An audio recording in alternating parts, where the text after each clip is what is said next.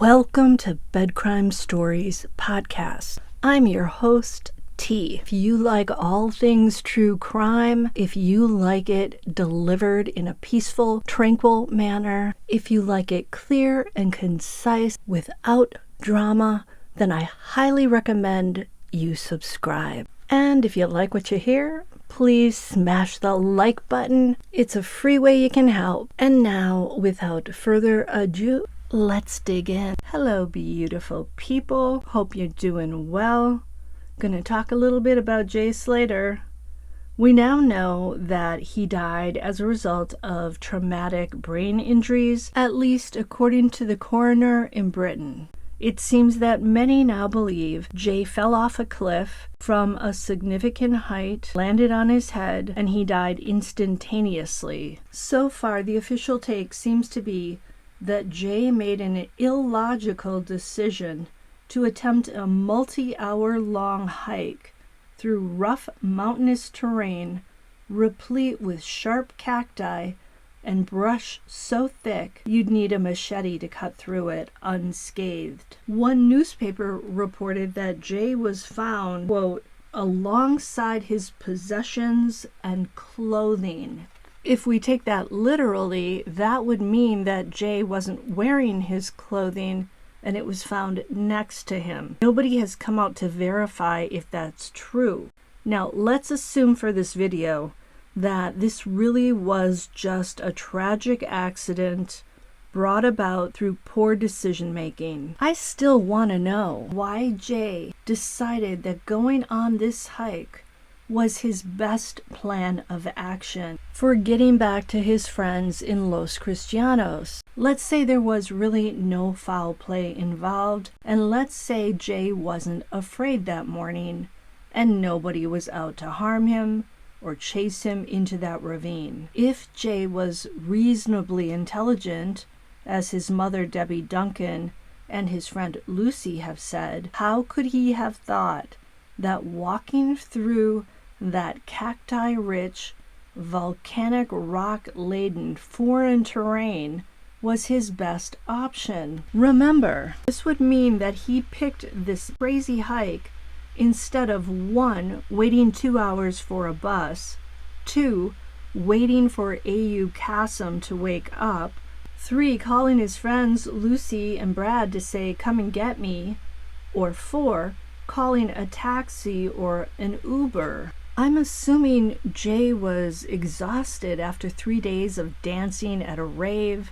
We know that he was thirsty at some point, and we also know that his phone wasn't charged. With all those factors, no water, no charged phone, fatigue, why did Jay decide to attempt a very difficult, very long hike? He didn't have any food.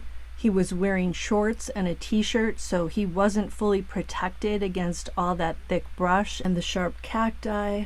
He wasn't an idiot, per his mom and per Lucy. So, is it possible that Jay's thinking was skewed due to some illicit substance in his system? I read an article about Tenerife's drug crisis. Apparently, Tenerife has a big problem with drugs, and drug trafficking there ensures a ready supply of various illicit substances. Think of the white stuff people put up their nose that starts with a C. Think of the big H. Think of ecstasy.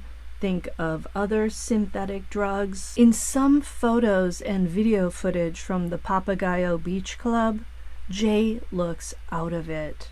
And a female bartender came on record to say that she'd given him a free glass of water because he looked unwell, and that was on Sunday night.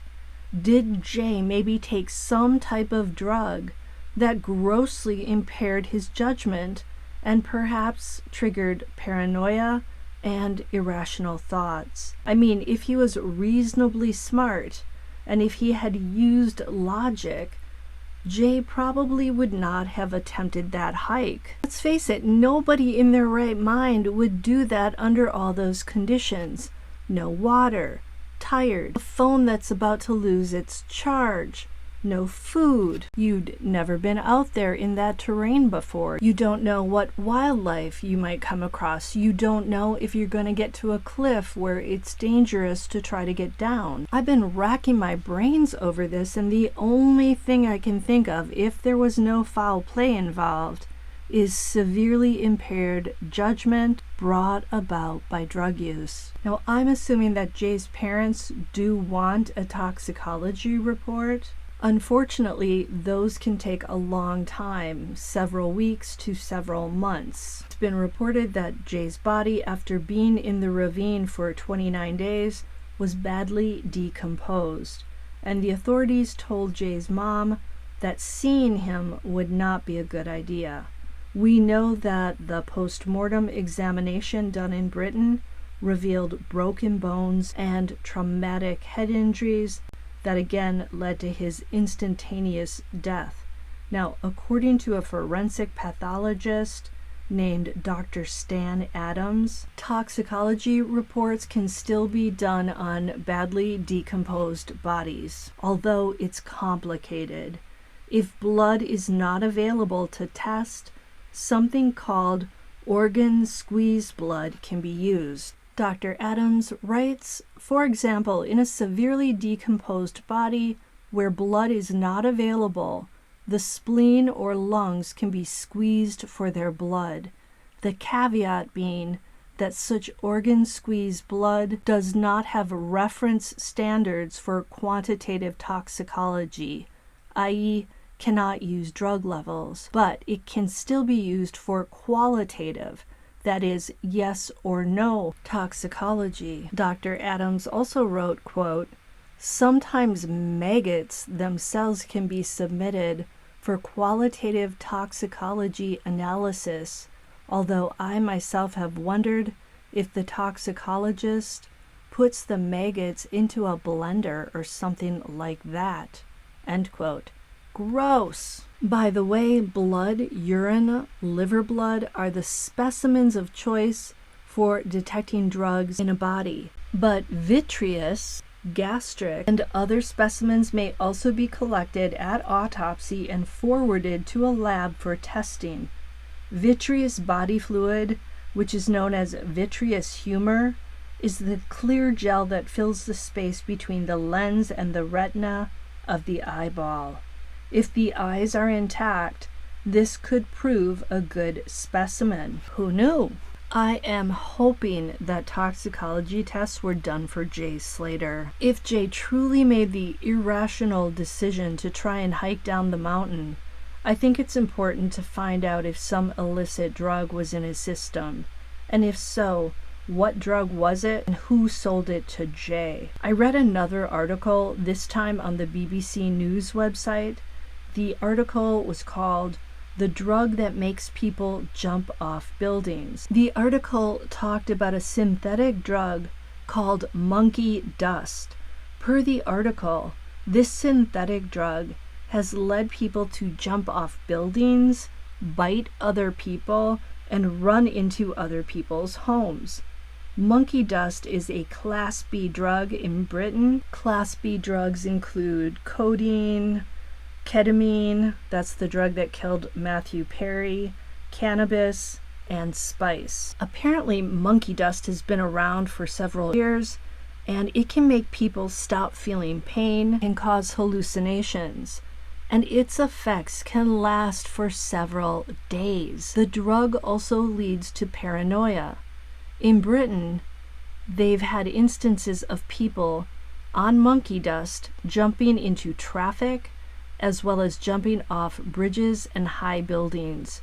I heard another YouTuber say that Jay must have been thinking he was suddenly Tarzan to opt to head off the road and into that inhospitable terrain.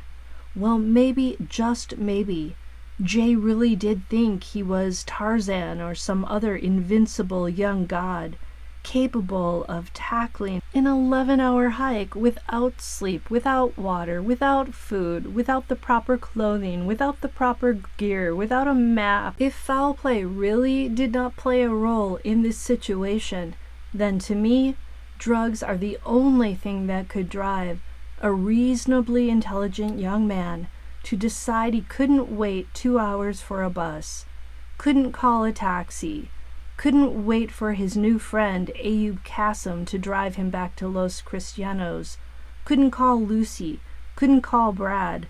Instead, decided to hike in a t-shirt and shorts through that miserable, prickly terrain. Maybe Jay blew all his money on monkey dust or some other drug that made him decide to fly too close to the sun like Icarus. And now, at the end of the day, there's a family missing a son and parents burying their child. That's just not supposed to happen. Until the next time on Bed Crime Stories, let me know what you think about this, and I'll see you next time.